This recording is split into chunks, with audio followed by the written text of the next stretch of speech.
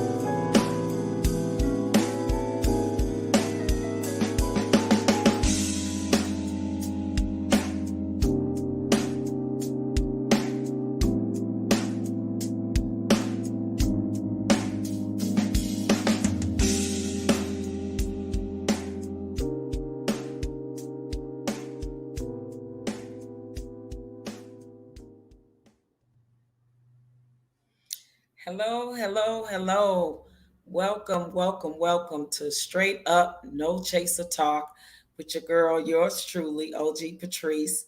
Happy Sunday, everybody. I hope everyone is doing well. I hope everyone had a great weekend, that you enjoyed family and friends and loved ones. And yeah, let's get this party started, right? First of all, I want to do big apologies to my team, my tech support team, because I totally forgot that they are on California time now, which is they're still on Pacific Standard Time, and I am now on Mountain Standard Time, right? As I'm in Arizona, so that time got misconstrued, and there was a discrepancy with the time. So I want to apologize to my tech team, because I know that my dear guest and sister is on another time zone in the Midwest. So she's on, I believe, Central Standard Time. So we all on different time zones here. So I want to apologize to everybody for being late and starting, but the time was totally got misconstrued because of daylight savings time. But anywho, I am so excited to have this beautiful sister on my show. I'm going to finish doing some housekeeping as I see you guys coming in to the chat slowly but surely. I want to say some hellos to everyone. Salute to Wally. I see you, brother. How are you this Sunday? I hope you are doing well. My brother, Big Rig Slaps. What's good, brother? Happy Sunday. I hope you are doing well. Bolo TV, salute, Bolo. How are you this Sunday? Happy Sunday to you, brother. I am so glad you guys come on in, hit the like button, subscribe, and share to the YouTube channel, Knowledge and Relationships. We're so glad you guys are here. Come on in, tell a friend to tell a friend about Knowledge and Relationships YouTube channel and about my show, OG Patrice, Straight Up No Chaser Talk with OG Patrice. So now that we got that out the way, and again, my apologies. I don't like being tardy, but because of the daylight savings time and all three different time zones that we're on, I do not want to keep my guests waiting too long. So I appreciate my tech support stepping up. Shout out to you, Mr. 84 and M3, for stepping up and helping me get the show started, because my guest is going to be in the back soon, and we're going to pull her up and start the interview. But before I do that, I do want to tell you a little bit about this beautiful queen sister, and then as we do the interview, we'll kind of do the introduction as to how we met and how I got to know her and support her in her career of music. So And this sister's from the D, y'all. She's from Detroit, so she's a Detroit, where I believe she is a Gary, Indiana native, but she lives in Detroit now. I am going to read her bio. So you guys give me a second here. Thank you so much for joining us today. So we're going to talk about my beautiful guest, Miss Michon Young. She is a vocalist, a songwriter, and a producer. Miss Michon C. Young, vocalist, songwriter, producer, resides in Detroit, Michigan, and considers Detroit her second home. Though born and raised in Gary, Indiana, her musical talent was recognized by Pastor Marvin Winans, which led to singing background on his first solo CD and performing a duet with him at the opening of Tyler Perry Studios in Atlanta, Georgia. She has opened for countless mainstream artists and is a sought after opening act performer. Michon has topped the charts since 2016 with her first debut song, Something About You. This song quickly rose to number one instantly in the UK and indie soul chart. Her first project, Love Life Experiences, was released in April of 2017. The entire album was quite successful in the UK and the United States. A total of 8 songs from this 13-track project topped the indie charts both statewide and abroad.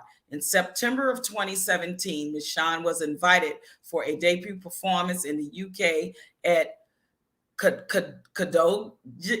Cadogan Hall in London, England. Michon and her notable band, the Silky Funk Groove Masters, set forth the foundation for LL Volume 2, Driving to Purpose, which was released in June of 2018.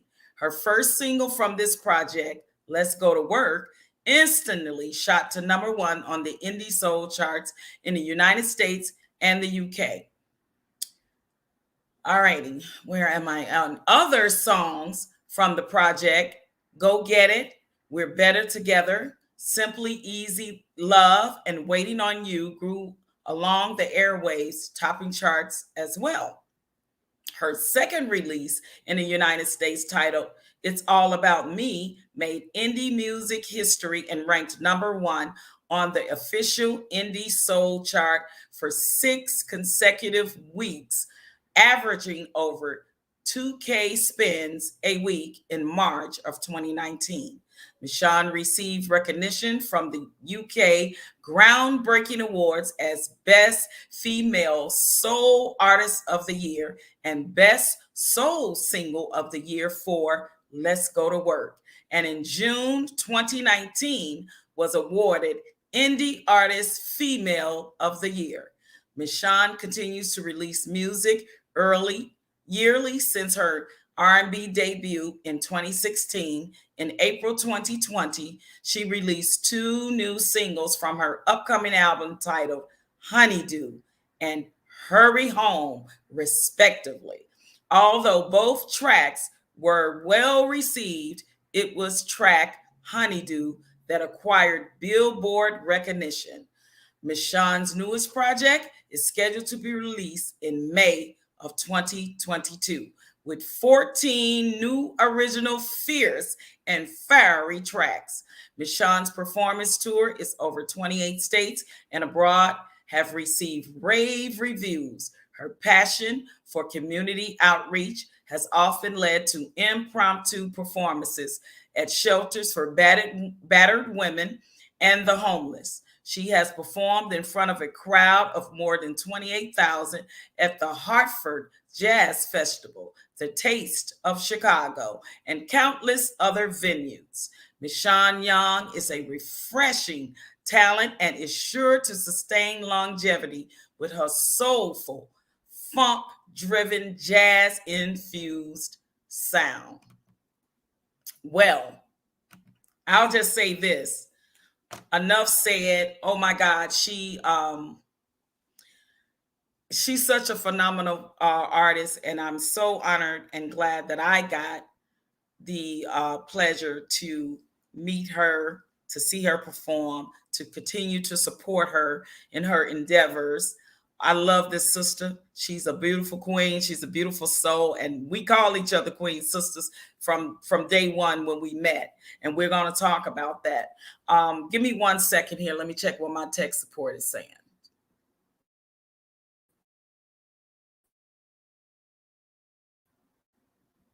And this is here. So listen, ladies and gentlemen, I don't want to keep holding you. I'm excited. I'm excited. I'm gonna give a couple more shout outs. Marion, how are you, beautiful sister? Before I bring this sister up, thank you so much for coming in. You guys come in, tell a friend to tell a friend. Stay tuned because I am about to introduce none other than the wonderful, soulful, funky, soulful, sultrous sister, my beautiful queen sister, the beautiful one and only Michon Young. You guys, give it up for my beautiful sister.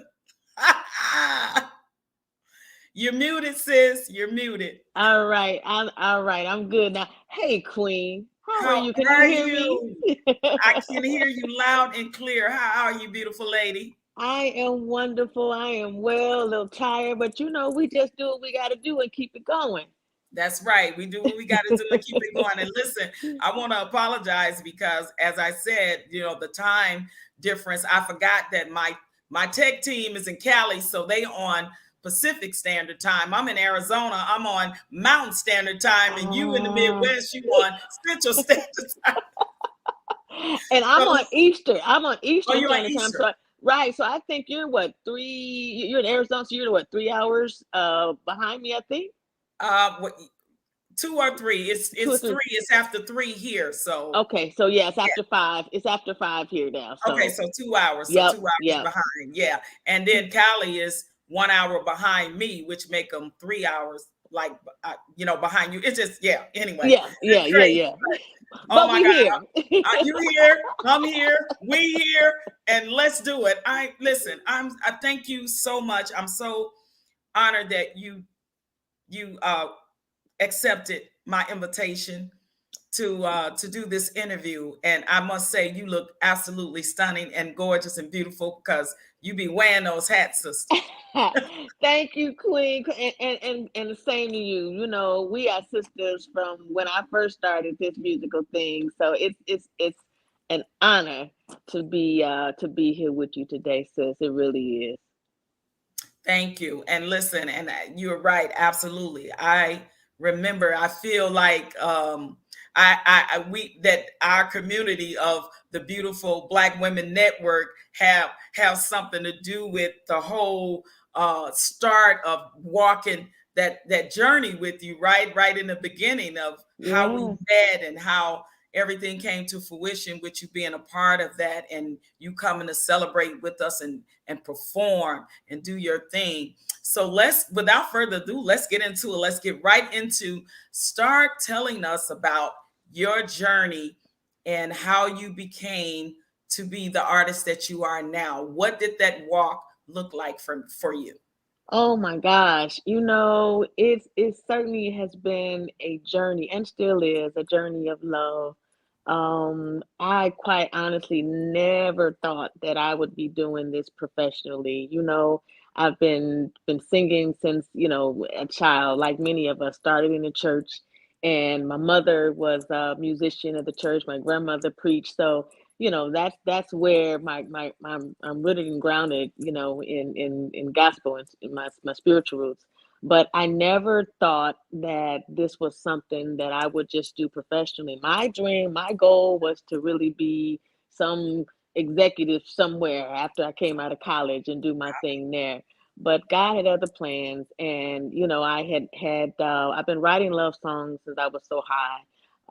To make a long story short, I never could get rid of this nudge and this tugging of the heart of singing and writing, especially about love, about hope, about inspiration.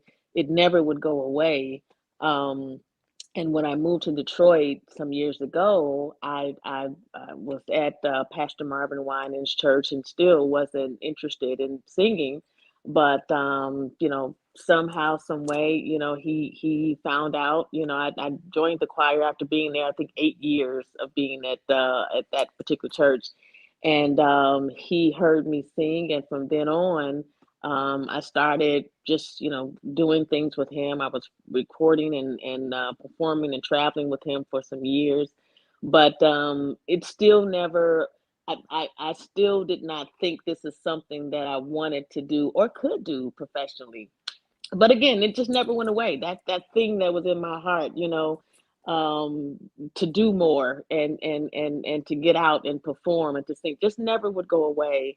So I decided, after just some years of just playing around with this thing, to really get a grip and do this professionally. So as an independent artist, I decided, my husband and I, we're gonna do it. We're gonna do what we can. We're going to put out what we have. He produces, I write, and together we were able to just come up with some things that, thankfully, we had an audience, for the type of music and the type of love, and hope and inspirational songs that we get out there, and it just grew. I, to this day, can't tell you how it just grew like it did abroad, because that's where it really started.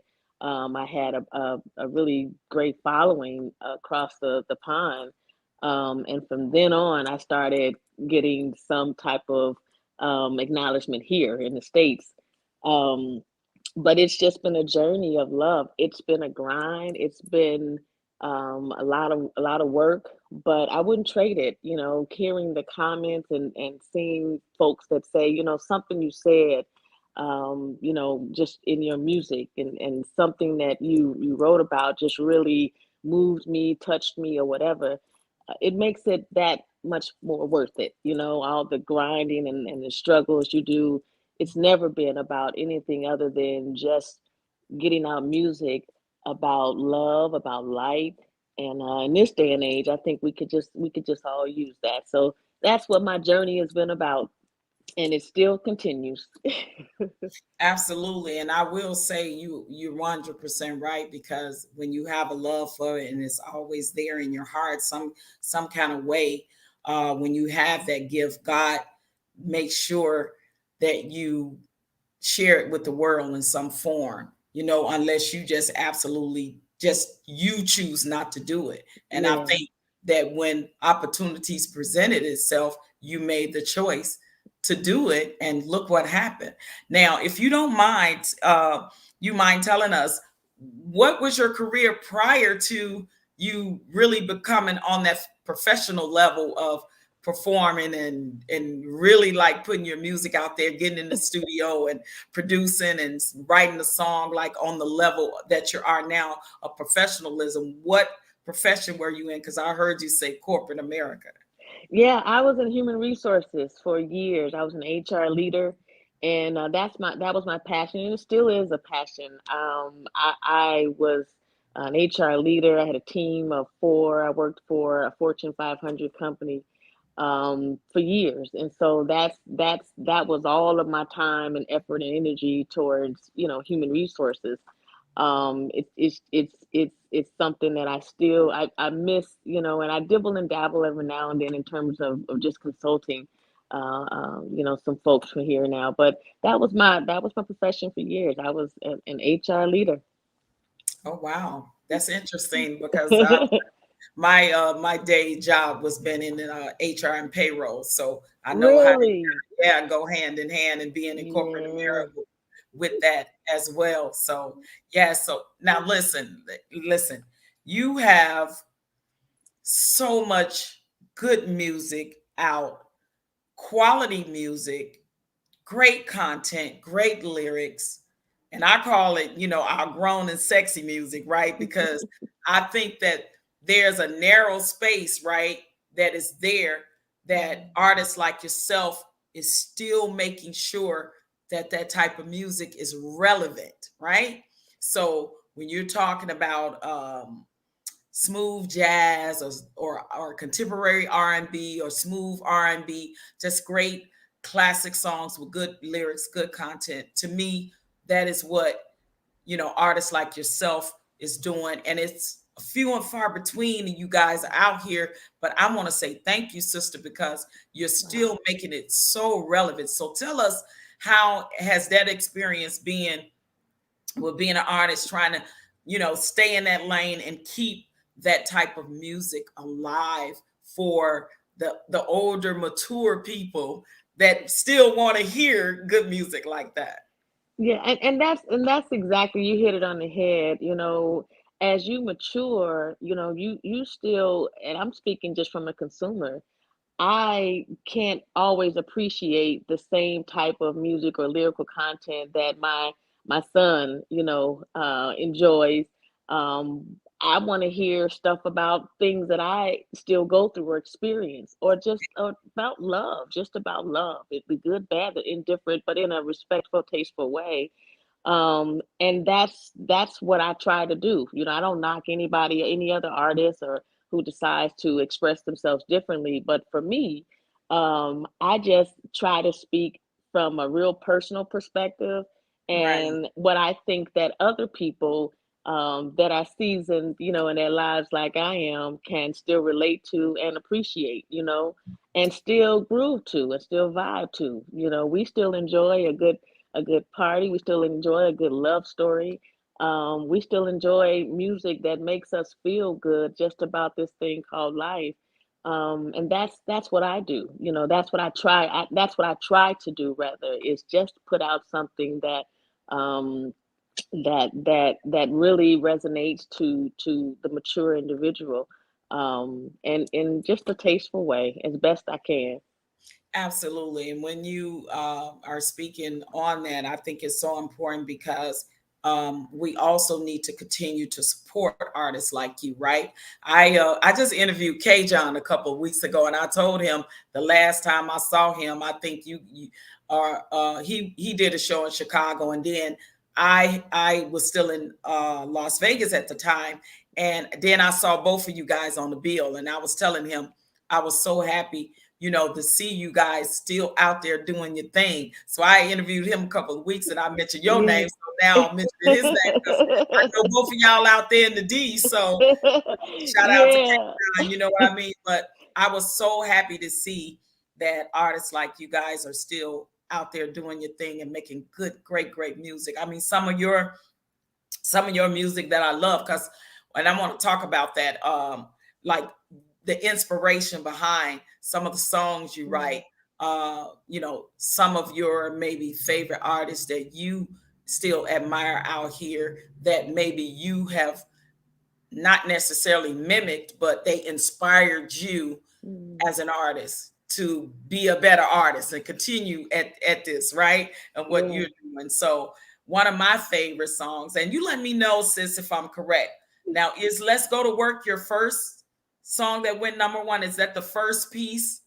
Oh, Actually, it was Something About You that had okay. gone number one first, and then that was off of the first project. And Let's Go to Work was the first number one from the second project, LLE Volume 2.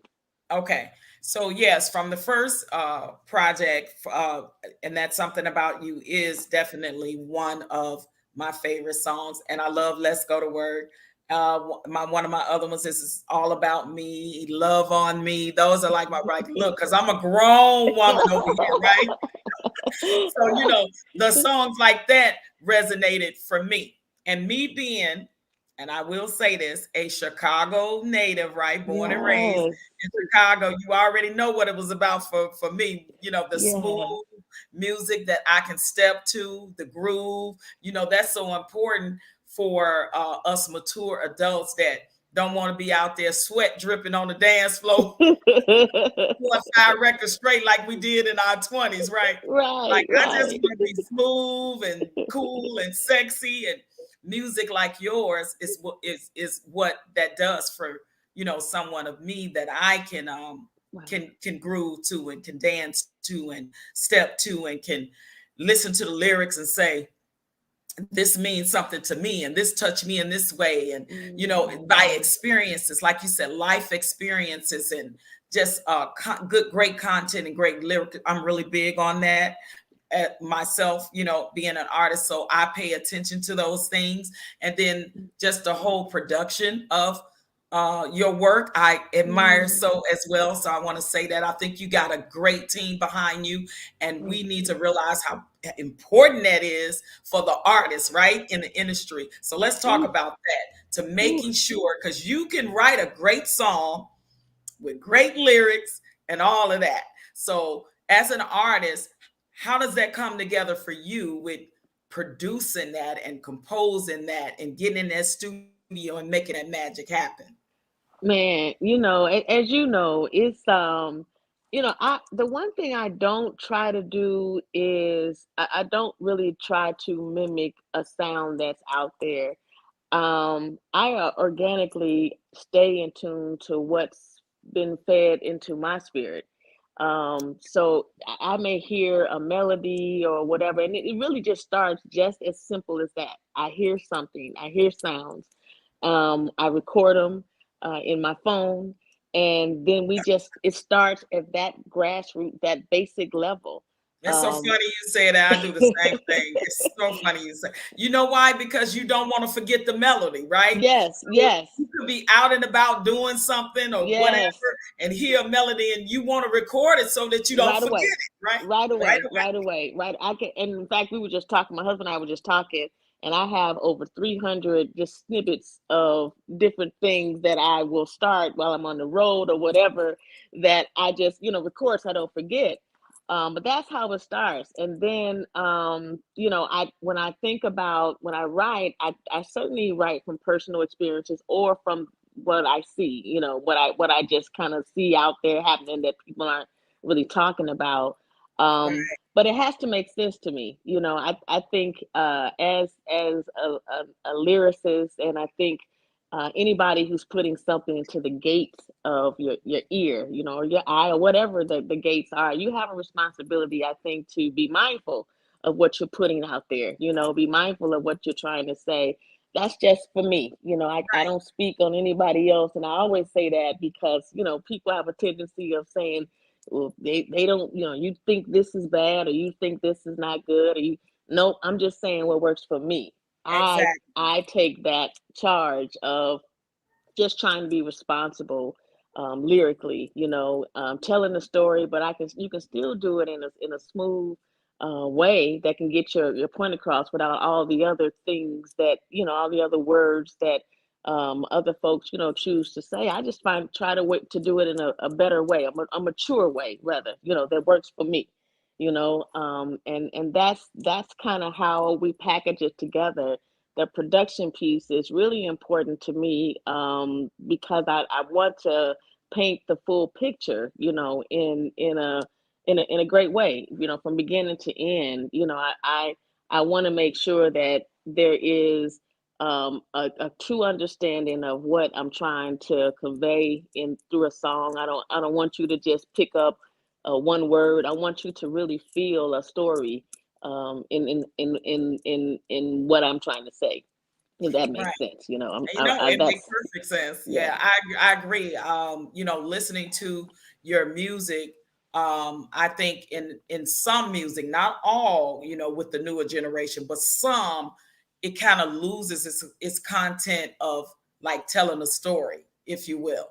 And yeah, I just, I'm old school, so I come from that where you know a song can take you through the storyline from beginning mm, to end, right? And yeah, that's kind of how, when I listen to your music, because I can listen to your music when I'm here cooking, cleaning, or if I um am just sitting, you know with a glass of wine and feeling away with my want to light my candles, like whatever, or if I want to smooth and romance, somebody, I'm just, it is that type of music. So it's very, very important. I think that everything is paid attention to when how the music and the lyrics and everything come together to create the artistry in and of itself. So thank you for that, because I've done that so many times to so many good artists. And like yeah, I said, it's not a lot of you guys out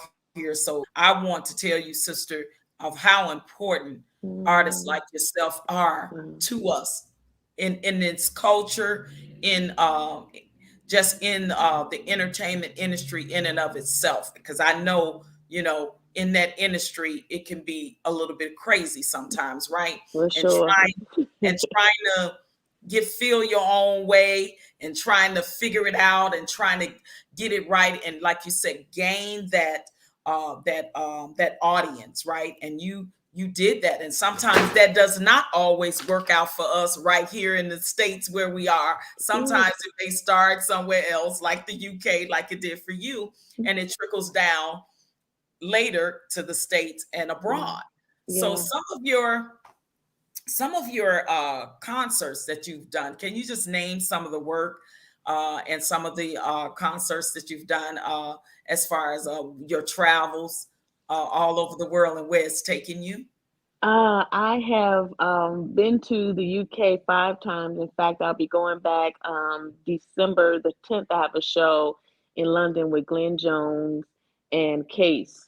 Oh, Um, right. so I'm excited about. I haven't been back since the pandemic. So this is my first time going back since I was last there in 2019, literally in December of 2019, right before the pandemic began. So Right. I'm looking forward to going back over there. I have opened for in the gospel community. I've opened for Karen Clark Shields, Jay Moss, CC Winans. Uh, I've been on stage with K. John. I've just been blessed to be in a whole bunch of different arenas that I'm still sometimes blown away by because I still consider myself a newbie in this game, a mature woman that's still a newbie in this game. But yeah, I've been blessed to be in a number of different places. And next year we're looking forward to going to Spain. We've got a number of plans to travel more so outside of the UK and internationally next year. So I'm really looking forward. That'll be my first experience doing Germany and the Netherlands and so forth. So looking forward to that. Awesome, awesome. Congratulations. And I know you probably glad in a lot of senses to get back on the road and do something, because the pandemic just kind of, shut everything down in the middle. Just like when people had plans, then life happened, right? Yeah, yeah, So, yeah, yeah, yeah, it was yeah. one of But those. you know what? I actually, sis, real talk. We were on the road a lot prior to that. So when it first, happened, I was a little saddened because I really enjoy interacting with people when we're out on the road and meeting new folks. But I took that as a time to kind of just sit back, reset. This was certainly God allowed. And so if that was the case, then I took the time to just kind of reset, regroup, and that it was a time where I could just relax and just kind of reprogram, reset everything, and that's what I did Right. during that time. Did you do some writing? Did you do some writing during that Oh time? my gosh. Yeah, and there was so much so much to write about for one, because there was so much foolishness going on in the world. Oh my God. So, oh my gosh. So it was actually a way of therapy for me.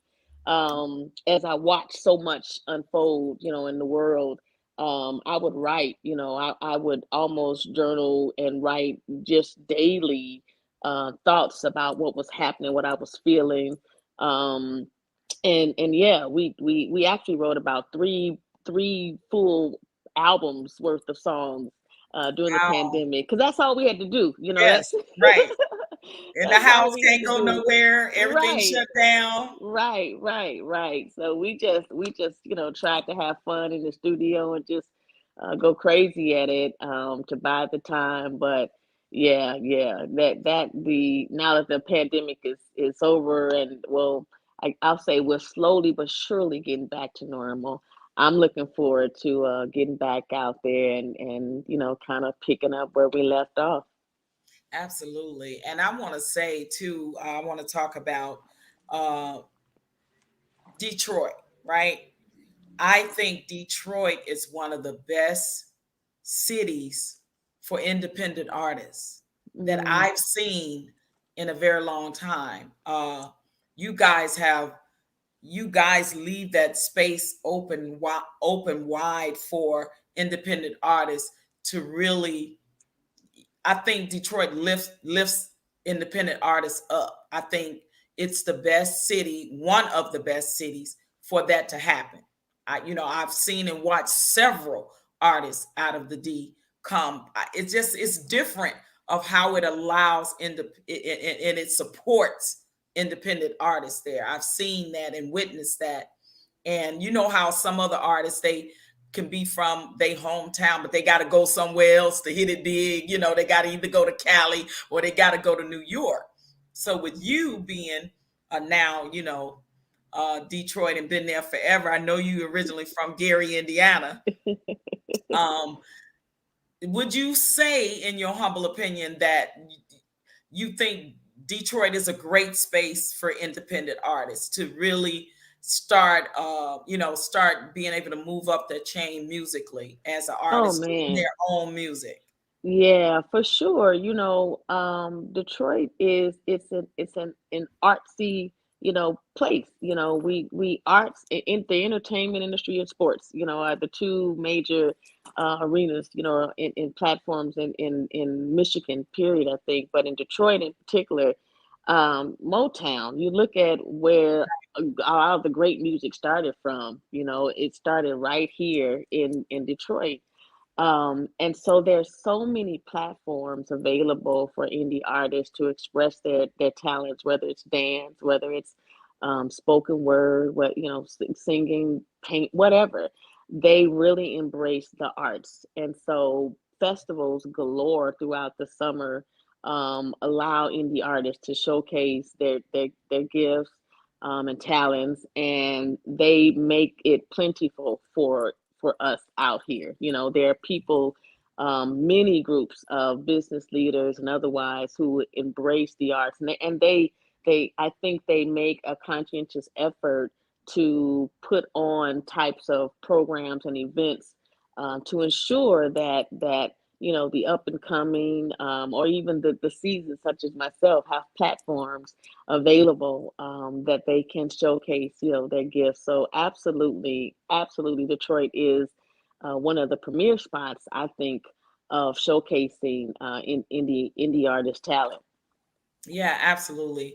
And I've seen you on many festivals there and abroad too. I love when, Sam and them get you out there in Chicago or Casper or whoever. I love it. I love that. I love that they get you guys out there and you guys have become family with Chicago as well. And Yeah. they embrace you guys and love you guys so much. They love your work. They love what you continuously to pour out for us grown and sexy folk, right? Yeah, I love DJ Sam and Ramonski Love and Yeah. and Ken Bedford and all of Yes, those Ken folks out. Bedford. Yeah, Yes, yeah, yeah, absolutely. yeah. I Absolutely. feel like those are just some big brothers, and some have been just kind of fatherly and helping me through this journey. And giving me advice, giving me guidance, giving me wisdom, and all of the support. So absolutely, those that's family. That's family to me. Yes, right. So since we on the family part, let's talk about how we met. So there was a event that I was a part of. I still am kind of like honorary, right? Because I'm in Arizona now, and they're still in Las Vegas, Nevada. But the Beautiful Black Women Network and my sister Antonita, shout out to her and those beautiful women, and they gave an event, and you were the entertainment. Yeah, yeah. I Can you said, believe that? That was 2018, I believe, was it? I was think it it was it was. 17 or 18? It was It somewhere. was 17, or yeah, I think it may have been 17 or 18. It was one of the two. I forget, but Yes. it was. Yeah, yeah. Wow. Yeah. So you were the entertainment for the Stepping Out of Africa event, that gala that we gave. Yeah. And oh my God, I was like, well, who is this queen? Who is this sister? They was like, oh, you haven't heard her music, da da da. So Antonita let me hear your music, prior to me meeting you and coming on board, I was like, oh, she already in there because look at the kind of music she's doing. Like, yes, I want to meet her. Like, this is, I love it. I said, this is just grown, good, great, mature music, and it was smooth and sultry. I think I told you, so I don't know if I think I did. You kind of put me in a mind of Anita Baker in a way, in a lot of senses, how your vocals are. And trust me, I love her to death. So that's a great compliment. And she's from Detroit. And I just kind of saw that in you. I was like, I love this sister. I love her music. So, of course, I supported you. I bought your CD that day. Sure But did. that was in February of either 2017 or 2018. And Yep. we have been supporting you and appreciating you and all that you do in your artistry and what you give back to the culture and the community. So thank you for that. And I want to pull up a picture, see if you remember this picture. If my Uh-oh. tech support can please pull up the picture that I sent from that event, Network, a Stepping Out of Africa event in Las Vegas, Nevada. I'm going to see if you could all dressed in our Afrocentric African attire. Yeah. You had like a black head wrap on, like I have on Right. now. Right. Yeah, Right. It was a we was beautiful event. representing. Yes, Beautiful event. we was Really. representing, and it has gotten bigger and better now. Shout out to my sister Antonita. It's gotten bigger and better with her events and things that she's still continuously doing Mhm. in Las Vegas, and I will be definitely still going out there to support her.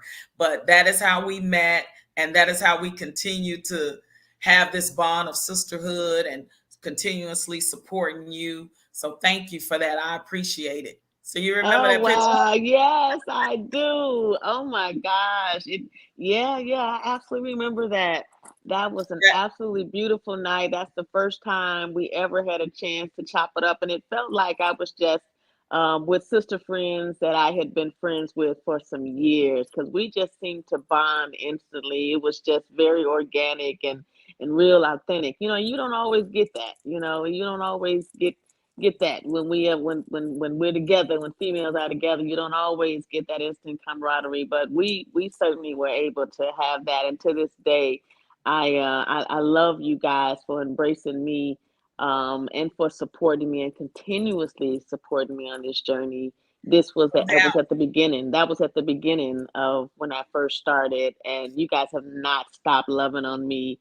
And it'll always be a special relationship, I think, that we have from afar, simply because you guys love me and embraced me so much from the beginning, and it's just never changed. It's never Absolutely. changed. It's been a love and support of you, sister, for from day one, just like not only as your artistry, but just a sister that has also embraced us, and just being a part of the culture and what you doing and we're keeping the beautiful music alive, and you represent our community very well. We're very, very proud of you. I want you to know that.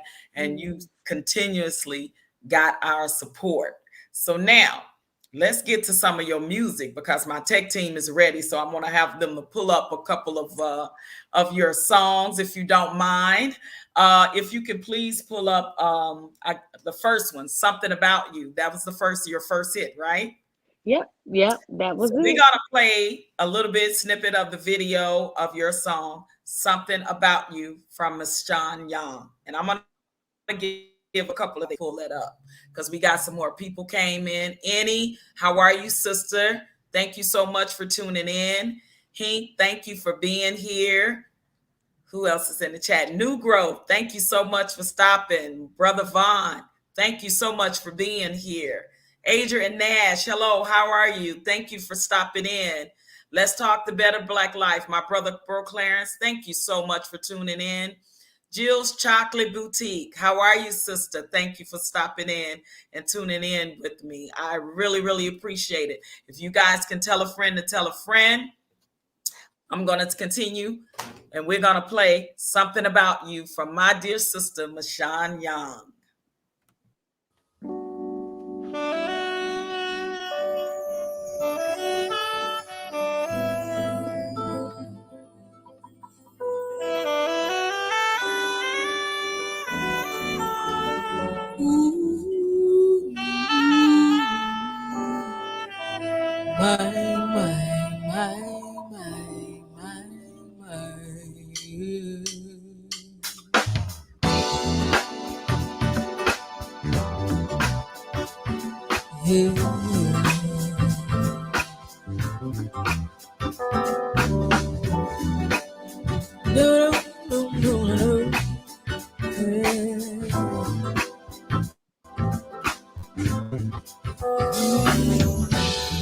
Something so smooth about you, but something so cool about you, but yeah. Something so smooth about you, but something so cool about you, but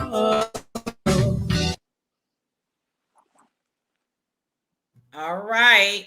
So that was something about you. I don't know. I heard a little skipping. I don't know if it was like a bad reception with the video, but you guys, she has a YouTube channel where you guys can go and listen to all her good music. So that was her first number one hit, one of my favorites. It was a smooth, jazzy, steppers. You know, I'm from Chicago, so I always got to say steppers cut, right?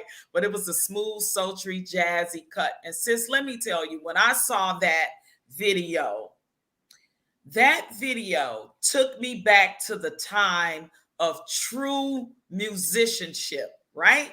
It took me back to the time of where you actually saw live musicians with the background singers and all your strings and horns, everybody in the studio actually in live and in living color cutting that record, right? You know, it was that video in particular was actually in London. I was performing. I was actually doing a rehearsal. I had just gotten in that morning, and one of the background singers is Lindsay Webster, who is just a phenomenal mainstream jazz artist now. She's amazing. But those two individuals, what we did was background for each other in concerts. So those were all Resolution 88, which is a band over in London. That was them in the background, but that was my first time over to the in London, and so that was actually at the rehearsal there. But to your point, yeah, I absolutely love having the opportunity to just, play with such wonderful musicians. I like live feels. I like Yes. live feels. Yes, I me do. too, sis. And that's what, when I saw it, I was like, that's what that took me back to the time where, it wasn't so much computerized stuff, right? It was actual people, actual musicians in there with your background singers. You got your horn section, you got your string section, and you creating this beautiful music. You composing this beautiful music. So when I saw that, that's what that reminded me of. But yeah, that was your number one song that went number one in the UK first and then in the States. Yeah, yeah. It actually started in the UK in 2016, and it did not really reach the States until almost 2017, but it stayed in the UK charting for, I think, 3, 4 months, here and there at various spots on indie charts in the UK, and then slowly but surely made its way back here.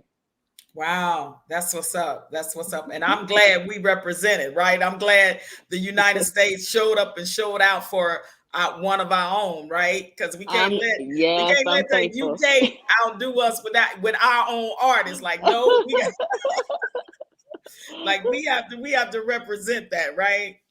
It's funny because they just have a different feel, I think. They still really embrace the same type of music that we still want to today. You know what Yeah, I mean? So, from what I didn't know that at the time, but once I got over there, I realized that there's so much music, R&B music. They absolutely still love, love, love, love R&B music, which is sometimes you don't get the same appreciation for it in the States, like you do right, abroad, sadly.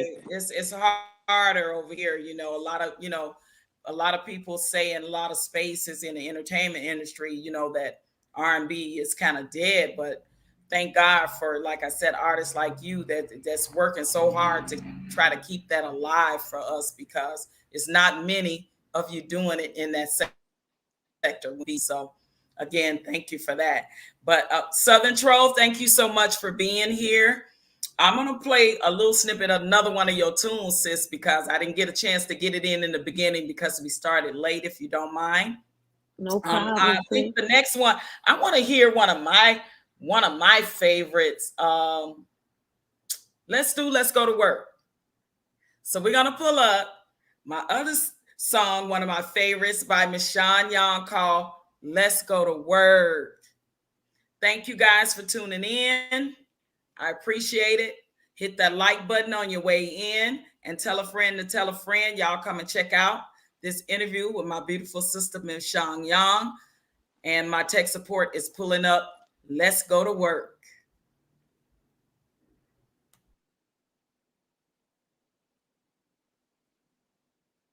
All right, that was Let's Go to Work. And the reason why we playing little snippets is because we get in trouble with YouTube for, they'll try to put like a copyright strike or something, even though I know it's your music, so fair use. This is the artist, and this is her Understood. music. So, but we still have to be careful on YouTube because they real funny about that. B-Eazy Dat Dude, thank you for joining us. So, sis, your writing, I know you said it's based off of like life experiences and things like that, but are you a mood writer? Do you write based off of the mood you're in?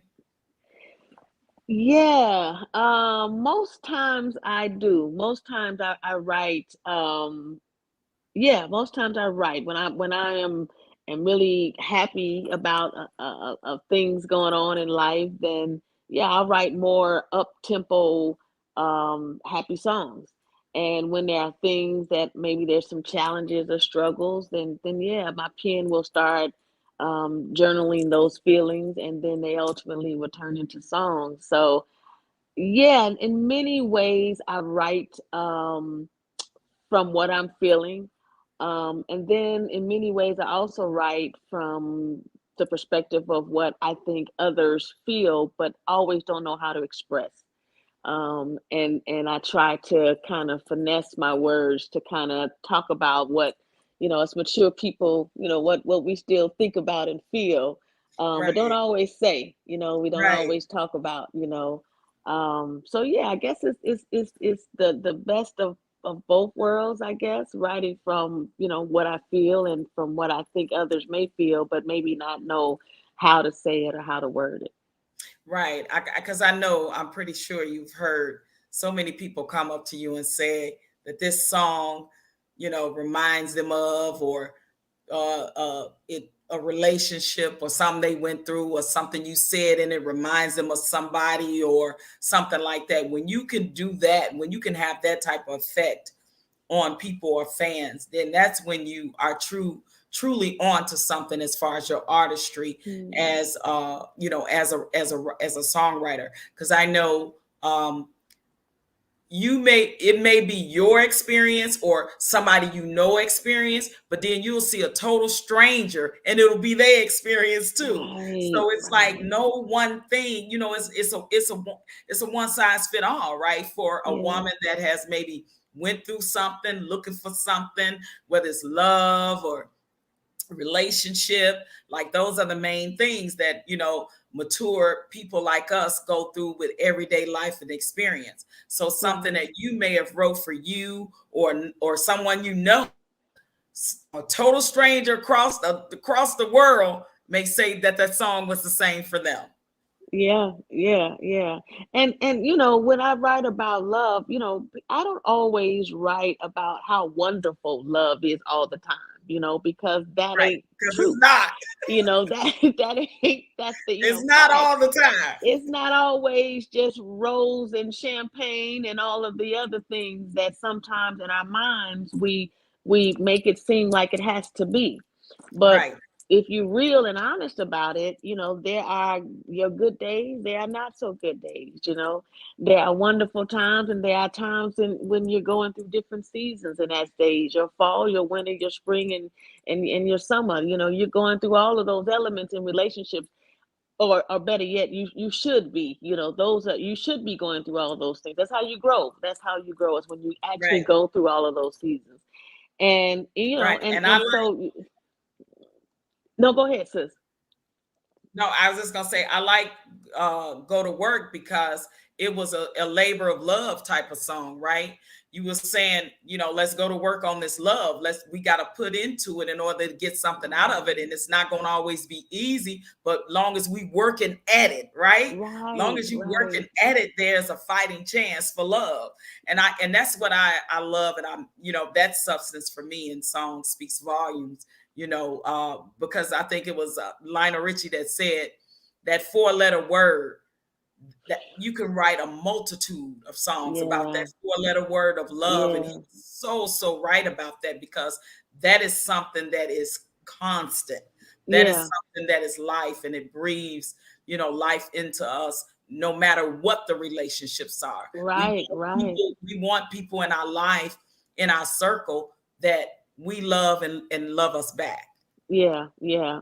And I think, when you're in relationships, when you're in love, it's important to take accountability also of self. Sometimes it's so easy to point the finger outward at what the other person isn't doing or Right, should be doing, and what they didn't do, and all the things they aren't. Instead of perhaps taking accountability, which I'm guilty of that. I'll be very transparent.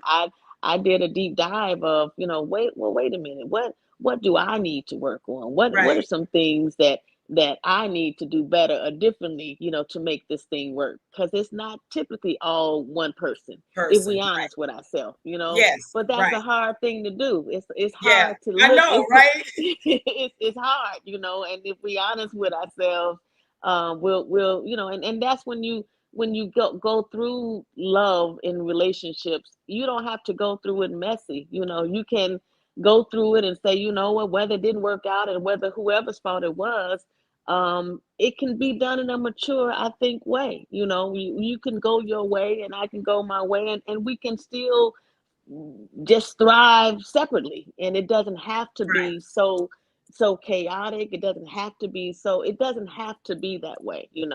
I've right. not I I think can. that part of it comes in, where it gets complicated or it gets toxic when there is Absolutely. hurt, when there's deceit, when Right, there's right, lies, when right, there is right, disloyalty, that right, that takes it to another level, right? Because we right, right. know that there are love songs that talk about that, right? The lies, the Correct. deceit, the hurt, Yeah, yeah. all the this or that, just well as it is the good part of it. Right, So you right. taking it all into consideration with relationships, good, bad, ugly, and indifferent. I say all Indifferent. four of them, right? Because Exactly. all of that can be a big, ball of confusion when you're talking about love. But I think, Right. but when writers write about the part where they were hurt and deceived, because that's real too for that That's person, real too. That's right? real too. It's very real, and I think all of us have been there. But all Absolutely. of us have gone through it differently. How I got through my hurt may be differently than how you got through your hurt. And we all can, I always say, don't just go through it, grow through it. Yeah, that Whether part. it was all of the stuff that it shouldn't have been, um, there's something that you still can learn from that. Whether it's Absolutely. I know what not to take anymore, or I know who I'm not going. You know what And I'm saying? I know my boundaries. I know my, Correct. what my self-respect looks like for me. Right. And you know how we tend to say, oh, take that L, take that L. I Right. don't look at the L as a loss anymore. I look at the L as a lesson. Yes. That's Yes, that's ma'am. that's what because all those things in relationships, it teaches you lessons, right? Because even though that relationship didn't last, what did you learn? What was the lesson? Because people Right. can teach you lessons. They can teach you lessons about yourself, boundaries. You got to have them. Yeah. Red flags. You got to pay attention to them. Right. Just things like that. And we, especially us women, because we're more emotional creatures. So I know from a woman's perspective, you probably write from the emotions of a woman, right? As opposed Yeah. to a man is more logical, right? They're going to Yeah. write from a perspective of logic. So Yeah. Yeah. And I do. And sometimes being a mother and a wife, I listen a lot to things that they go through. And sometimes, not all, but there are a number of songs that talk about our kings in such a negative light, that, and sometimes rightfully so, there are some things that should be said, and 100, Right. there's something that should be said, but not all are that way.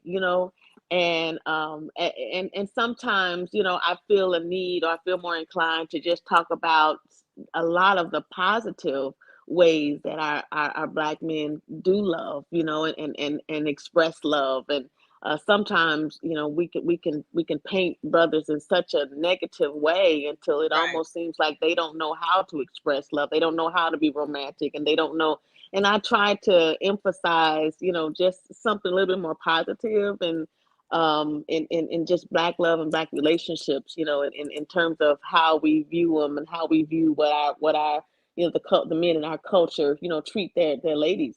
um Absolutely. And you do that in your music. I mean, the Something About You song, I mean, God, that song speaks volumes for a woman that appreciates a mature man, that's a manly man, that is taking care of business, do what he's supposed to, pillar in his community, being that protector, that provider, that, that just stepping up to the plate to being the man that he has grown to be. And you saying it's something about you. You dig that. Like, I dig that salt and pepper goatee. I dig, yeah. that's a sign of your maturity, right? Like, listen.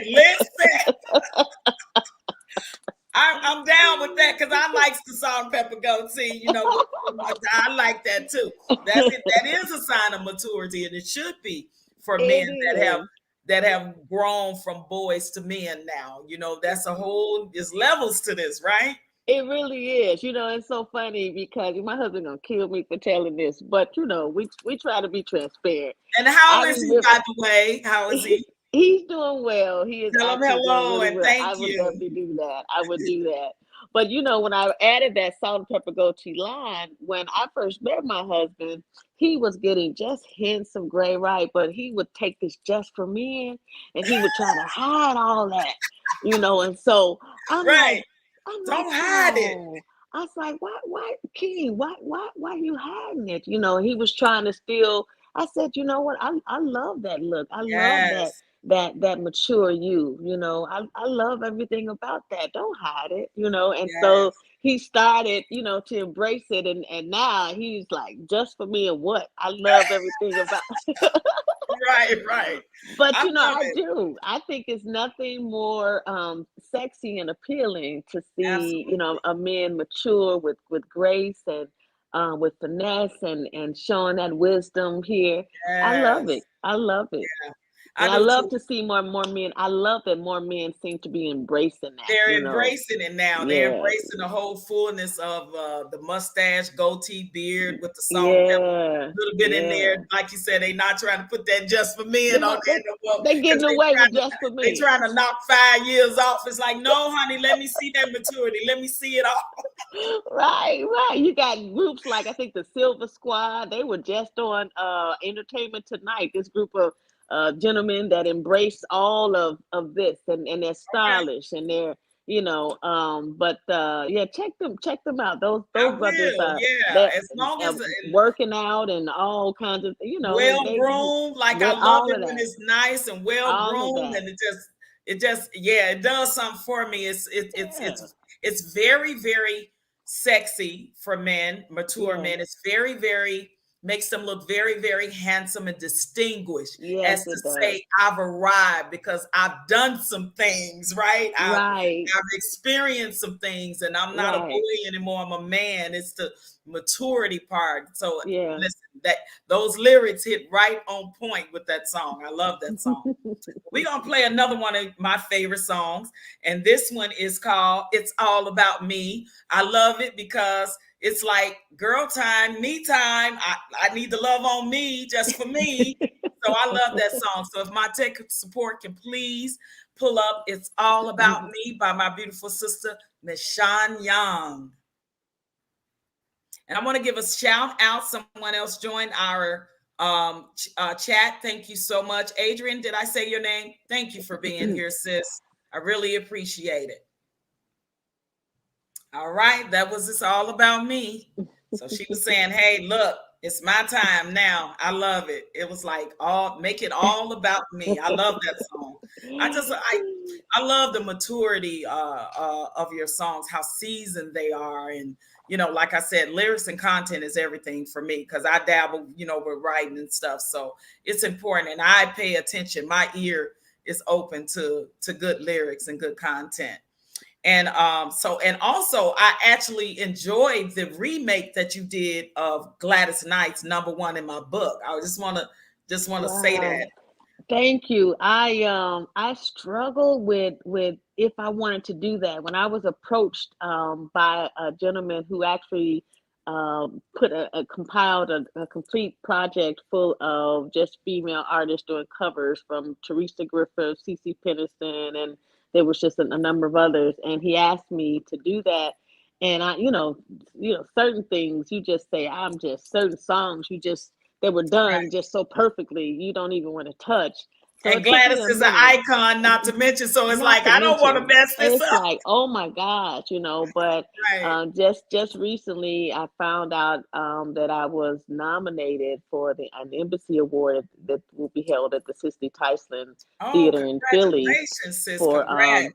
yeah, for that song, for the song that I just fought, and I was nominated for that song, and I've just been advised that I'll be performing it there, and then Kim Awesome. and a number of artists, mainstream artists, should be there. I think Kathy Hughes from TV1 is being given an honor that night. So I never thought that me doing something of such a phenomenal artist, and it was so perfectly Yeah, done from the get it go was. that the remake would make some type of award ceremony. It's just still mind blogging to me. Just blows Absolutely. And yes, Jill, I see you in the comments. You right. It's good steppers music. me.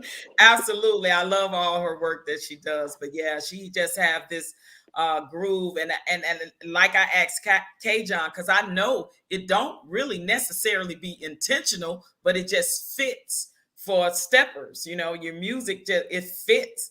It's just a beautiful melodic sultry groove, and it works with stepping. Stepping is for mature, grown people, even though some of the younger generation is getting into it. But yeah, her music is perfect for that. I'm gonna play one of my favorite last songs. This one is the real ultimate grown and sexy for me, and it is called Love on Me. I love this song. And when I'm in that type of mode, you already know what time it is. So without further ado, please pull up my beautiful sister Michon Young's song called Love on Me.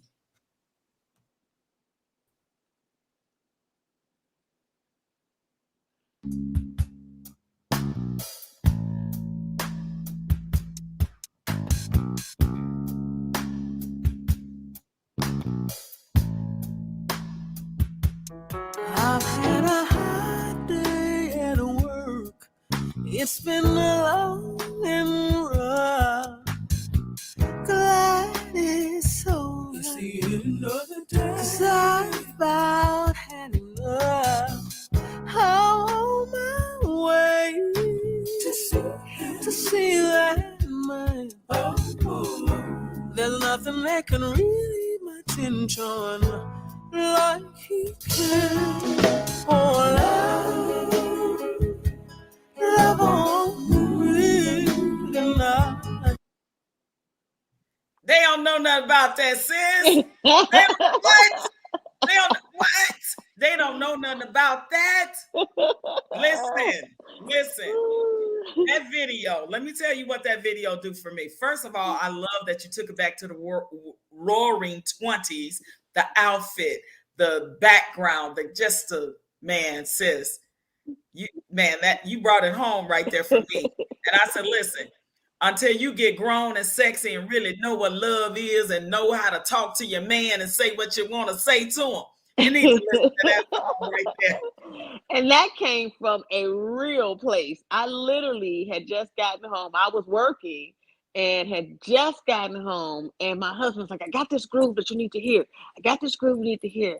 and I had my work clothes on. I had literally a 10-hour day, and that was the first lyric that I came just off the cuff because I'm like, really, I'm tired, I'm hungry, I got my heels on still, brother. Give me just a second to unwind. And I went downstairs to the studio, with him, and he played that song, and I just kept the lyric. The first lyric was what I just spewed as I'm looking at him half crazy, like, are you for real right now? I've had Right. a hard day at work. It's been long and hard. And Yeah. and then it just, it flowed until, I finished it up in the song. But that came from a real place of Wow. what I was feeling that day. And that's what makes it so authentic, right? And so easy to for others to relate because it's something that everybody experience. You have this hard day at work. It's been a long day. You like just want to get out your heels, get out and just unwind, maybe some glass of wine. And look, and I'm gonna need you to just love on me right now, Just love right? on me. Just Just love on love me. on me. Just That's it. We give don't me have to love. have a Give me whole love. bunch of conversation. I just need some love right now. That's Right, all. just give me some That's love, whatever that all. look like. Just give me some love. I just need some love, and we all need that, right? We all Oh need that man. love, no matter what it looks like, whether it's a hug, a kiss, Yeah. a caress, something, just Right. whatever it looks like. Just I need that right now, and that's what I got out of that song specifically. When Mm. you want to relay that to your significant other, your counterpart, right? Yeah. Like just Yeah. like I'ma just need you to do this for me right now, right? Only the grown and sexy mature can Only the understand where we're grown can coming from with that, understand. right? That is one of my favorite songs to like put on after, like you said, a hard day, and I'm unwinding. I need a glass of wine and just sitting. Sis, I be here jamming your stuff. I want you to know that. And listen, Oh. sis, I need another CD because I only still have only the first one. You gotta be kidding. Okay, I got you. I Yes, got you. I got you. I'm first thing tomorrow. And I promise. I'm not just saying this because we talking right now, but for right. real, I got you. I'm getting it off to you tomorrow. I promise you. I'm getting it off to you. I so appreciate that. So listen, sis, any last words or anything you want to say about what is coming up with you, your future endeavors, your future projects? And hi, Jerry. I see you. Jerry Williams, I see you he's in the chat. Thank you so much. Thank you. Thank you, brother, for holding this sister down. Thank you. I appreciate you for that, brother. I really, truly do. Yeah, appreciate you, Jerry. First, I want to just say too, thank you, Queen. Thank you so much for the invitation. It was just so fun to talk to you. We haven't done this in I we've not know. done this. I don't think in In a a minute, while, few yeah. years, yeah. Because But remember, wait a minute. If you don't mind, I gotta tell this story. Because remember, we were supposed to hook up in Vegas and sold somebody off, and they end up getting married, and I didn't see you. And I'm just saying, all right, sis. Okay, you brought back my yes. You're right. Because we did do an elope type thing when we uh-huh, uh-huh. Yes, I absolutely remember that. And you said you were like, "Well, I called you a few times and you haven't Yeah, I'm like, returned my sis, call where back. you And what's at? going on?"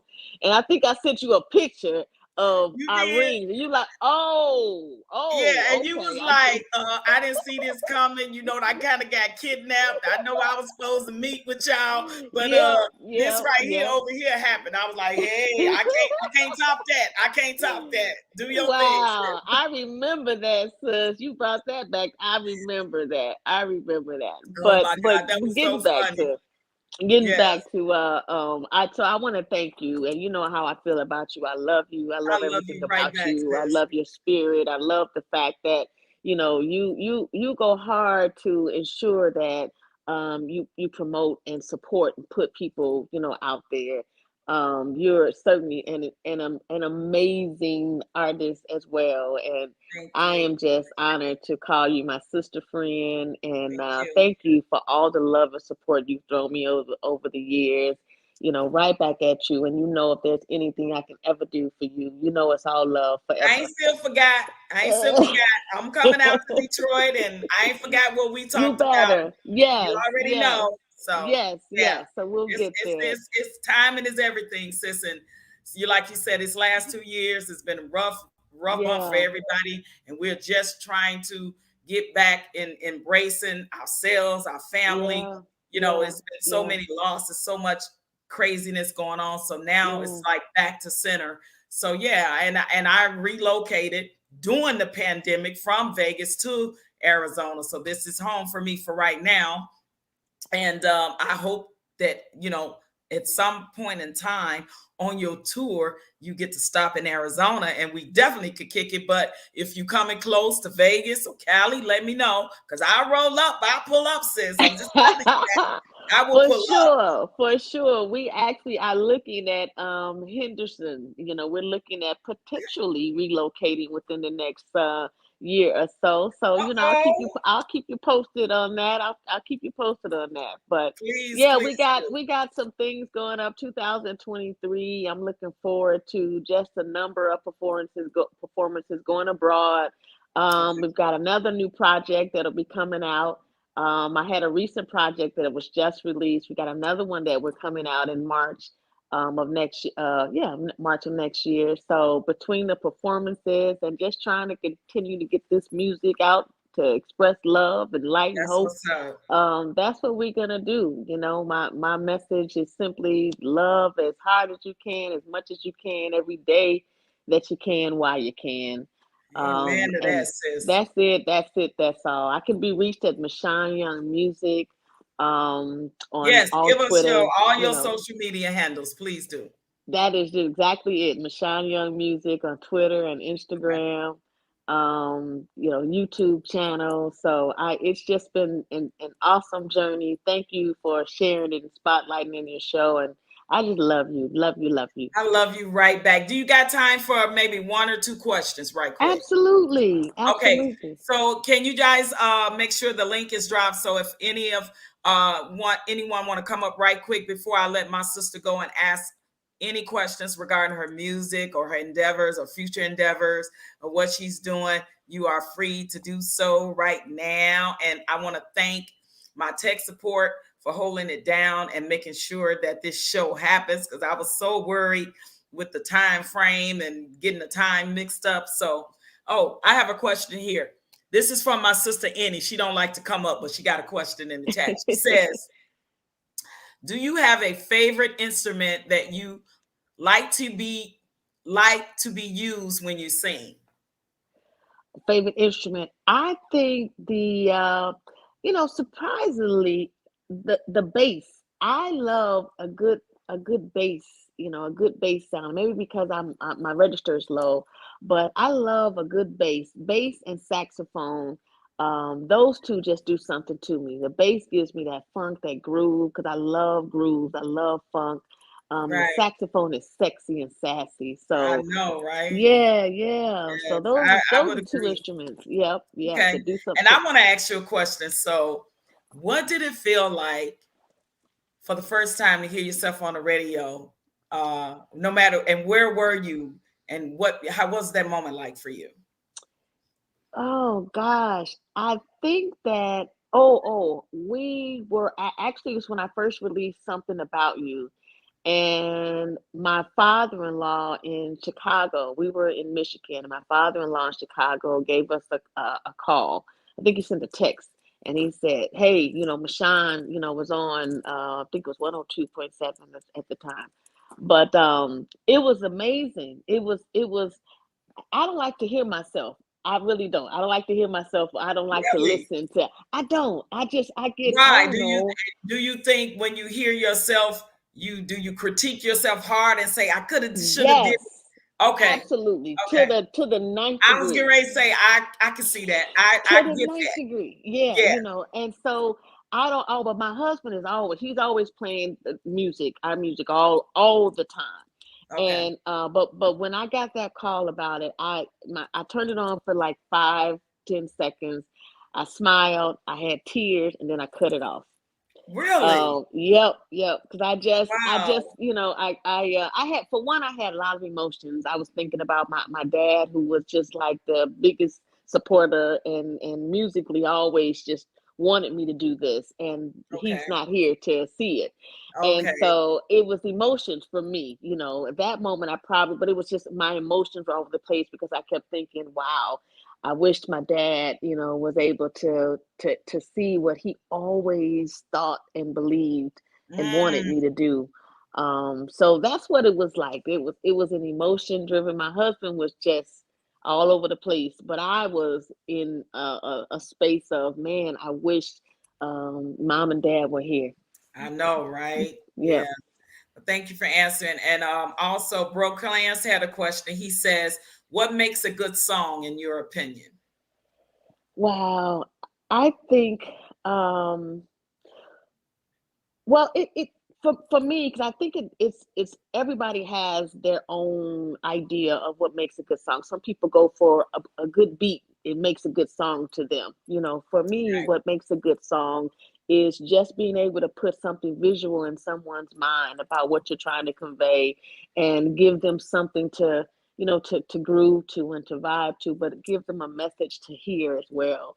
So that combination for me, a good beat, a good vibe, and something that's lyrically potent that'll kind of penetrate my heart, that to me makes a good song. Right. Awesome. Thank you for being here, Lachey. I appreciate it. And I have another question from my sister Jill's Chocolate Boutique.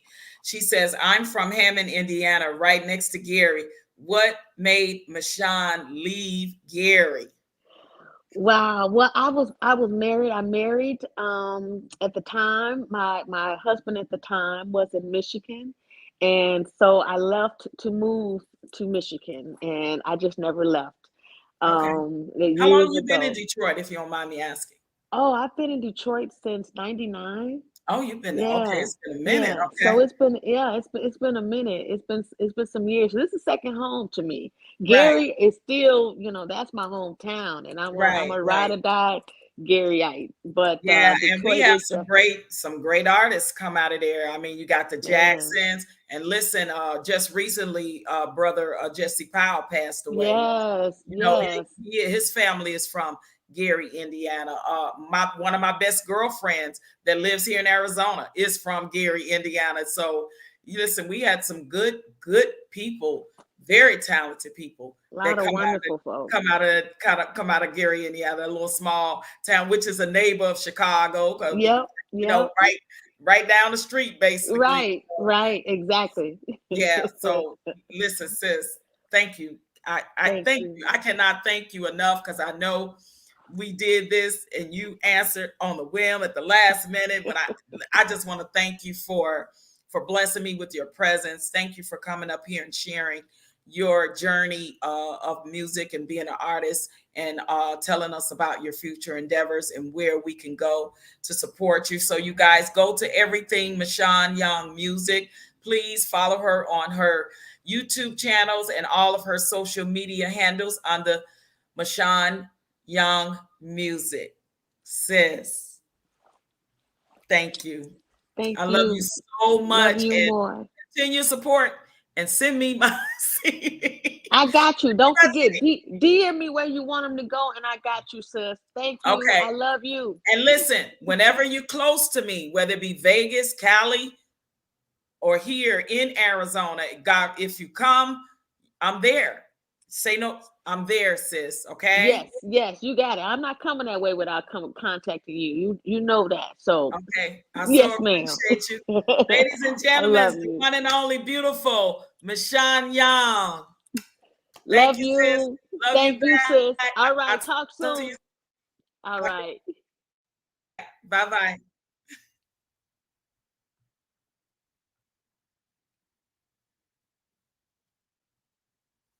All right, guys. What a wonderful, wonderful interview with my beautiful sister friend, Michon Young. Guys, I tell you, I that woman is when from day one. She was one of them day one women that you meet, and she supported our endeavors of the Beautiful Black Women Network out of Las Vegas, Nevada. She came and she supported, and we've been supporting her ever since. So I want to thank her and her team for making accommodations for this interview to happen, guys. Thank you so very much. I really appreciate it. I hope you guys enjoyed it. Again, I want to tell you guys, like, share, subscribe, tell a friend to tell a friend about Knowledge and Relationships YouTube channel and OG Patrice's Straight Up No Chaser talk show. I hope y'all enjoyed that interview. There's many more to come of my friends and colleagues and associates from the world of entertainment. So multifaceted, not just only music. I'm going to have some playwrights on here that I know and work with. I'm going to have so much more for you guys to enjoy on my show. Now, I want to, before I close, and I thank Sister Michon Young again for coming up. Before I close, I want my team to bring up that short expert of the video, because I know it's been a lot of talk, in these YouTube streets. And I'm changing the subject now. I'm changing the subject. This totally doesn't have anything to do with the interview. On all the talk about what's going on with this whole Kyrie Ye situation, being someone that has been in and has been in this industry for over 20-something years. I want, with my team mind, please pulling up that short expert, and I'm going to talk shortly about it before I end this video. Thank you so much.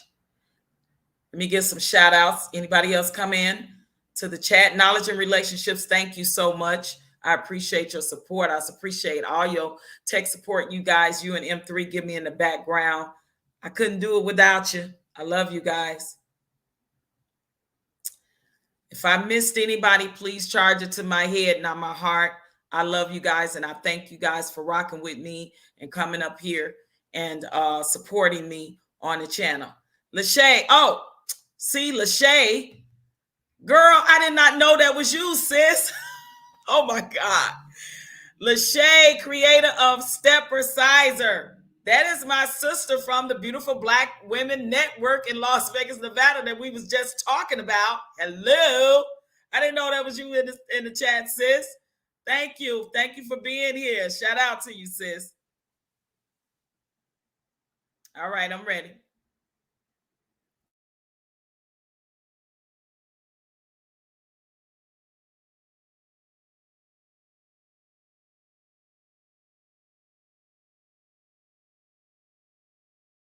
Rap music and destroyed a generation. Damn. So it says, hello. After more than 20 years, I finally decided to tell the world what I witnessed in 1991, which I believe was one of the biggest turning points in popular music and ultimately American society. I have struggled for a long time weighing the pros and cons of making my story public, as I was reluctant to implicate the individuals who were present that day. So I've simply decided to leave out the names and all the details that may risk my personal well-being. He's exposing the entire industry. Catch me with my commentary at the end, I'm profit. And that of those who were, like me, dragged into something they weren't ready for. Damn. Hold on, let me So we gonna tell a story. We gonna tell the story. We ain't scared. You know what I'm saying? What they gonna do? They after us.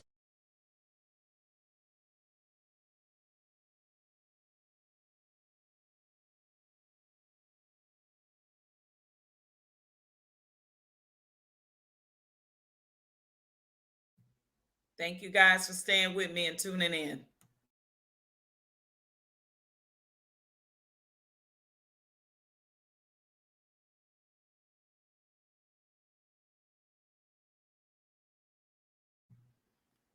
Are we having technical difficulties, or are we good to continue? Or we have to pause it every 15 seconds? Okay. Well,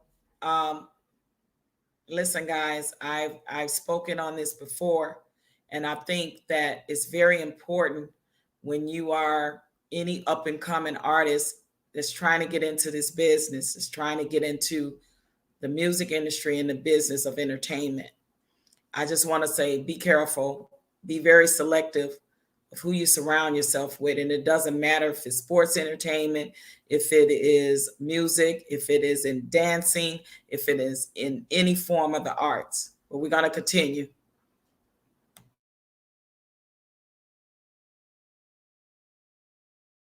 That's not right. Look, that black man. So look, so he says between the late 80s and early 90s, I was what you may call a decision maker with one of the more established companies in the music industry. I came to Europe in the early 80s and quickly established myself in the business.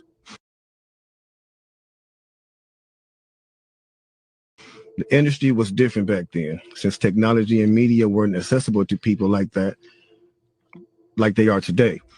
The industry had more control over the public and had the means to influence them any way it wanted. Right. This may explain why in early 1991, I was invited to attend a closed-door meeting with a small group of business. So basically, we're talking about, meetings and things that a lot of artists have to participate in, and there are other people in the industry that are there that are the decision makers that are making a decision regarding you as the artist. So just take note to what Crazy Bone. This is Crazy Bones from Bone Thugs and Harmony. This is his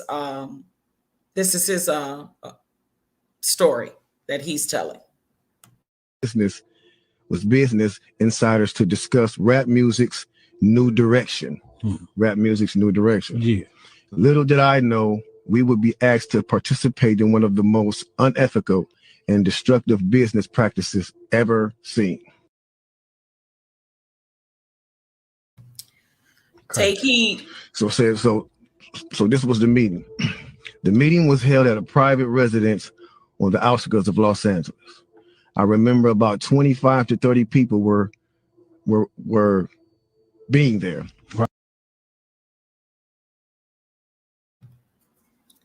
So having a pause. Most of them familiar faces. Speaking of those I knew, we joked about the theme of the meeting, as many of us did not care for rap and failed to see the purpose of being invited to a private meeting to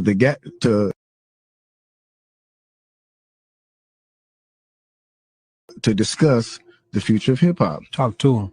Among the attendees was a small group of unfamiliar faces who stayed to themselves and made no attempt to socialize beyond their circle. Kanye saying the same thing. Based on their behavior and formal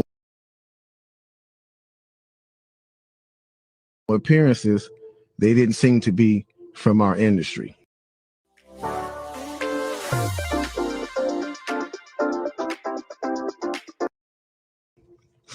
Our casual chatter was interrupted when we were asked to sign a confidentiality agreement preventing us from publicly discussing the information presented during the meeting. Needless to say, this intrigued, in some cases, disturbed many of us. The agreement was only a page long, but very clear on matters and consequences, which stated that violating the terms would result in job termination immediately. We asked several people what this meeting was about and the reason for such secrecy, but could not find anyone who had the answers for us.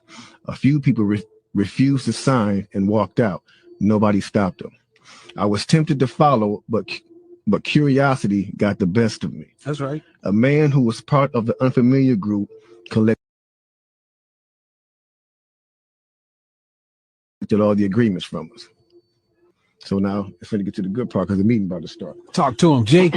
It says, quickly after the meeting began, hold on one second. Get your popcorn, y'all. Popcorn, get your pistol. No, it's like, for real though. Quickly after this meeting began, one of the industry colleagues, who shall remain nameless like everybody else, thanked us for attending. He then gave the floor to a man who only introduced himself by first name and gave no other details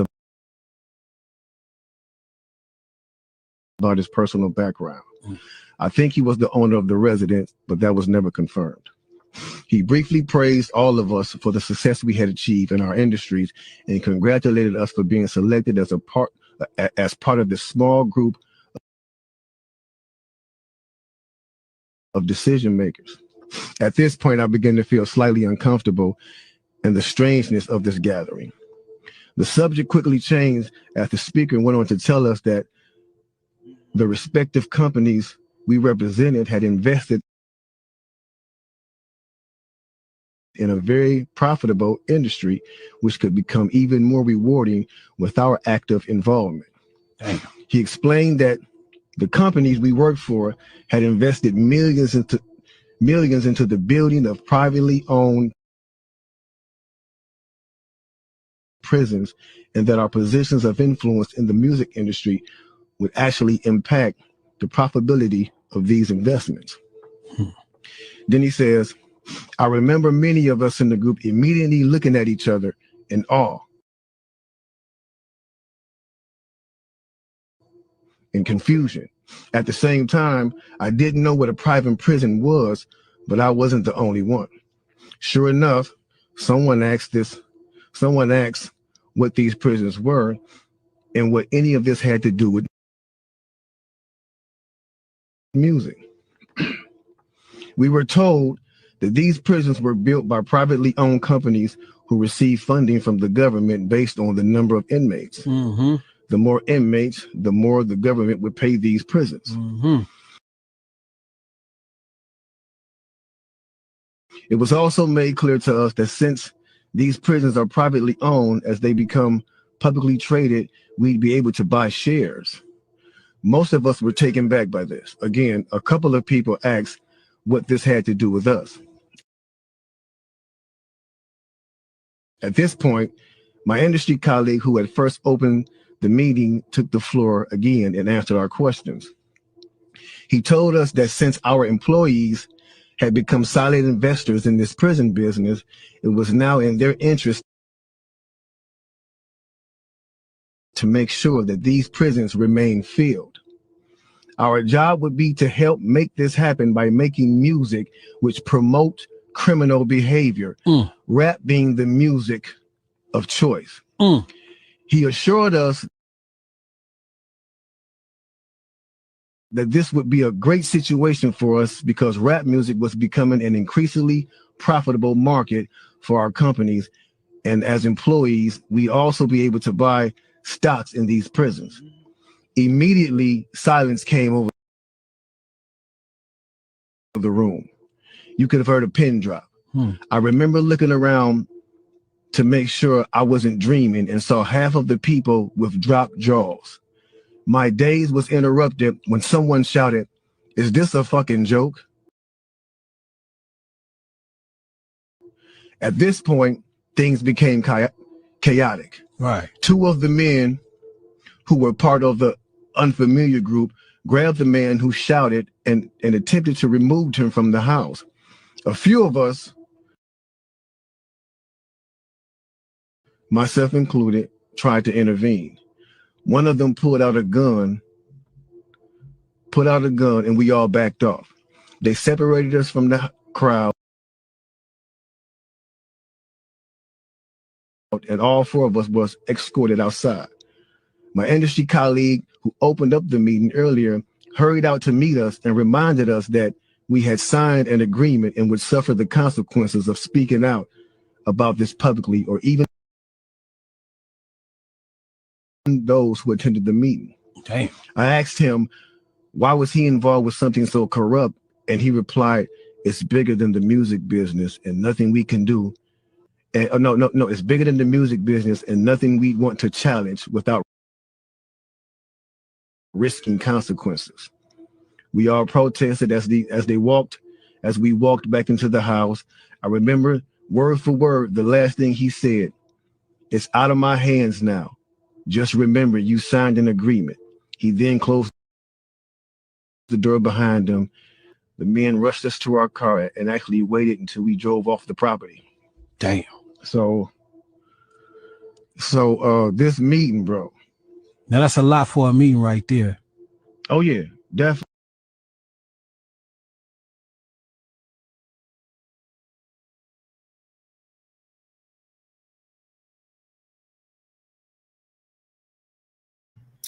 So, um, I wanted to speak to a lot of the younger generation because of the fact of what has just transpired over the last couple of weeks or so, with the untimely demise of Takeoff and some of the other young brothers that coming up in the hip hop game that we've lost. PNB Rock, Nipsey, so many others, countless others. I really hope that anyone from the younger generation that wants to be in the entertainment industry, specifically hip hop and rap, that they take heed to what's really going on. And I want to say only us, meaning we, our culture, our community, can change the narrative of this. Rest in peace to Takeoff. Prayers and condolences to his family, his friends, and his fans all over the world that he's gained. That was taped several years ago by Crazy Bone of Bone Thugs and Harmony, talking about this particular meeting he was in when the whole shift of hip hop and rap changed in the industry and what's going on and the reasoning behind it. And it is bigger than us, but we control it. We control it by what we listen to and what we purchase. We control the narrative by what we continue to support and allow them to do to us. So when you see sisters like Michon Young and K. John and so many other artists that are in the game that are doing good music, real music, true music, and they struggle so hard to reach a plateau that you see a lot of these hip hop artists and rappers hit, it's for a reason. It's for a reason. So if you're young, male or female, trying to get in this game, surround yourself with the right people. Surround yourself with good people. And don't sell out for the bag. These industries take major insurance policies out on these rappers and get very, very wealthy and still eat long after they gone. Take heed. That's all I'm saying. I love the entertainment industry. I love all forms of the art, but I've been very despaired and very discouraged about a lot that I'm seeing that's going on in the hip hop industry. We can change that narrative. We can bring conscious rap back. We can bring good lyrics and good content in rap music back with the same beats and still dance in the club and enjoy. The narratives that are being pushed out there on Black women, Black female rappers that feel like they have to be half naked and twerking on every video to be relevant. That's what they push on our community, and we allow it to happen. And that they tell the young men, no, you can't sing this conscious rap. You got to sing this gangster rap. You got to degrade your community. You got to degrade your culture. You got to degrade your women. You got to degrade your race. And we buy into it. We sell out so easy for the bag, you guys. We got to stop that. We got to take a stand because we're losing. We're losing. We're on life support and we're losing this game. It's been so many young Black men and now women are losing their lives too that are in this hip hop game. And for what? So when you hear that, and not only have I spoken about this particular meeting that Crazy Bone just spoke about, Big Gene Deal has spoken about that meeting on his platform. Shout out to Big Gene Deal. Jaguar Wright have spoken about that meeting on her platform. Shout out to Jaguar Wright. You're talking about people that have been in the industry or around people in the industry 20, 30 plus years. Bone Thugs and Harmony been out that long. It is not to our benefit to continue to buy into this type of behavior and music that is destroying our culture, our communities, and is degrading to our young Black men and women. And only us can change that narrative. So when you heard him speak on this, somebody that was in the room when this took place, and know that they spent this narrative to create this type of culture for us, because they know that we need the bag. We're trying to get out of the hood. We're trying to buy mama that house and that car. But at what expense to our culture and our community? At what expense to our young Black boys and girls out here that just want to do what they love to do and get told you can't sing that or play that or rap that, when we know that we can control the narrative? How many more lives has got to be lost? How many more Black boys and Black girls and young Black men and women has got to be degraded for us to realize that only us can turn this around and change it? Because they are not going to. They are making millions and billions of dollars off of the back of us. At what point are we going to say enough in our culture? Because we continue to lose our young Black men, our young Black women, degrading ourselves, degrading our culture, degrading our communities. We are on life support. There should be no more of death at our door in our communities. Be careful who you surround yourself with. Be careful the people you let in your square that close to you. Be careful where you go and what you do. We are losing at this game. Do we not see that? The younger generation is losing at this game. Are they going to be around to see their children grow up and their children's children? See, because that's where I am in my career and in my life. I've raised my son. He's raising my grandchildren. I'm grateful to have been able to last in this career of entertainment for as long as I have. But it's because I don't sell out to the bullshit narrative that they try to spin on us. So when we see people like Sister Michon, Brother K-John, and other up-and-coming artists that's doing good music out here, we need to support that. We need to spend our money there. That they're trying to keep Black men and women together and love. That they want to see the nuclear family in our communities and our culture. How many more of young Black men gotta die before we get that?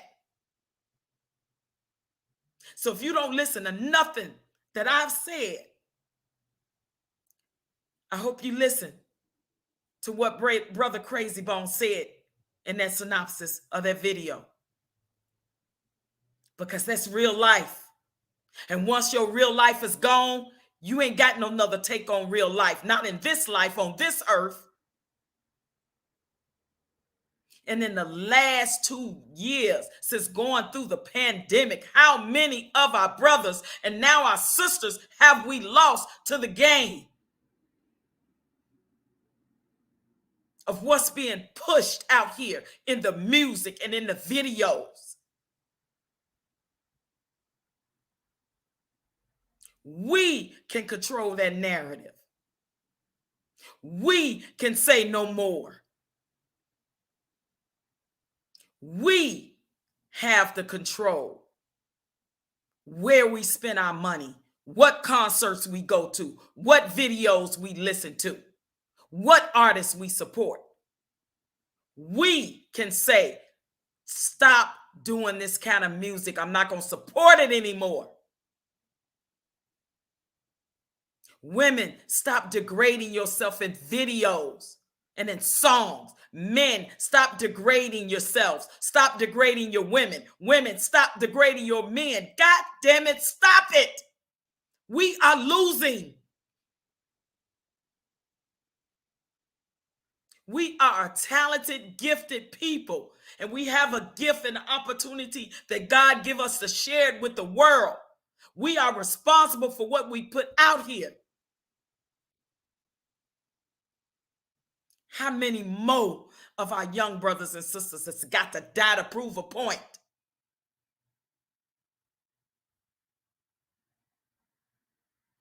Only us can control this narrative, guys. Something has got to give.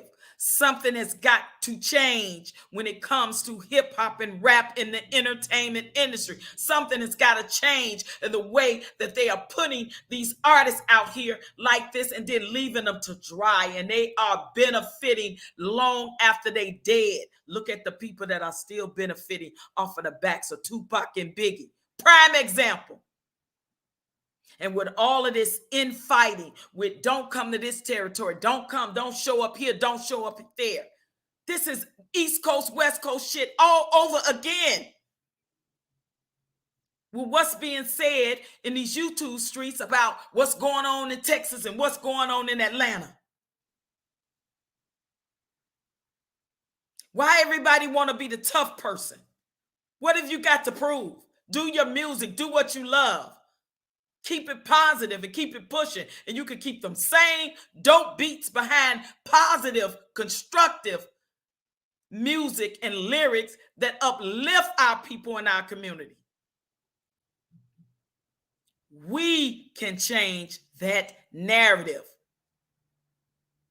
Stop pushing that deaf culture on us. And we have to stop buying into the propaganda of it. We got to love each other better than that, respect each other better than that, and care enough to give a damn. Can't you see? This ain't working. This ain't working for us. This ain't benefiting us. We're losing our young black men to violence. And it's time to say enough is enough. I will no longer support it. I will no longer buy it. I will no longer listen to it on both sides of the spectrum. Because it's nothing but a death culture for us. I digress. Thank you guys for tuning in. Thank you for listening. I hope I've touched someone with this message. I want to again thank my sister Michon Young and her team for this interview. Thank you guys so much for coming over here and rocking with me every other week on my show, Straight Up No Chaser Talk with OG Patrice. I love y'all. I love my people. I'm telling you, something's got to give. My heart is so heavy. And I've been holding this for a long time, but I see all of the nefariousness that's going on with what they're trying to do to black men and black women. I'm tired of the emasculation of the black men. I'm tired of the degrading of our black women. I'm tired of this culture that is killing us. I'm tired. Ain't y'all tired too? It don't have to be your blood child or brother and sister, but we are still a community and a culture of people. Somebody got to give a damn. Because when they lose, we all lose collectively.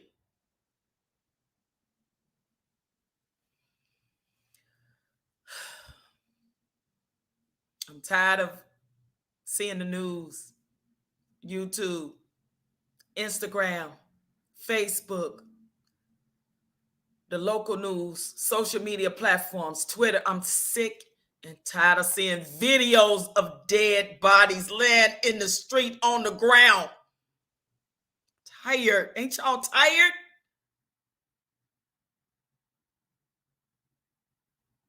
We got to start giving a damn about more than ourselves. Speak up on it. Stop supporting it. Stop spending your money on it. Stop watching it. Stop buying into it.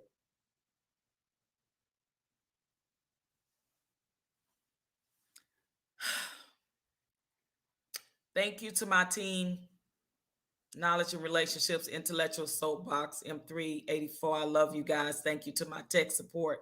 Y'all showed up, showed out for me, making it do what it do on this show.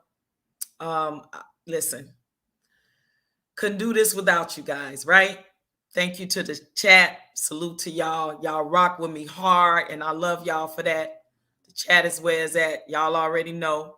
I got mad love for y'all. I love my people, but my people got to love us. My people got to love our people. We got to love each other. We got to care. We got to give a damn. We got to give a damn, guys. And I digress. And with that, I send off. Please like, share, and subscribe. Please tell a friend to tell a friend about Knowledge and Relationships YouTube channel. And straight up, no chaser talk with your girl, OG Patrice. Peace out. Hello and goodbye. Goodbye and hello. Hello and goodbye. Love y'all.